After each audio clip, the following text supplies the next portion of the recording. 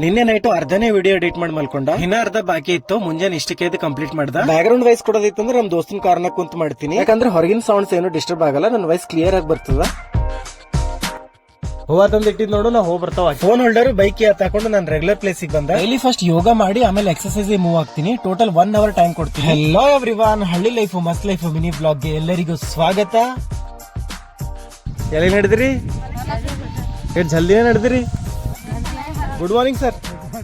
ಈ ರೋಡಲ್ಲಿ ವಾಕಿಂಗ್ ಬರೋರು ಈ ಸರ್ ಒಬ್ರು, ನಾನೊಬ್ಬ. 50 minutes ರನ್ನಿಂಗ್, ಲಾಸ್ಟಿಗೆ ಮೆಡಿಟೇಷನ್ ಮಾಡಿ ಇವತ್ತಿನ ವರ್ಕೌಟಿಗೆ ಬಾಯ್ ಹೇಳ್ದ. ದೋಸ್ತ್ ಇವತ್ತು ಲಾಂಗ್ ಡ್ರೈವ್ ನೋಡಿದಿನ, ಒಂದ್ ಗಾಡಿದ ಕುಲಂಟು ಮತ್ತೆ ಆಯಿಲ್ ಚೆಕ್ ಮಾಡ್ದ.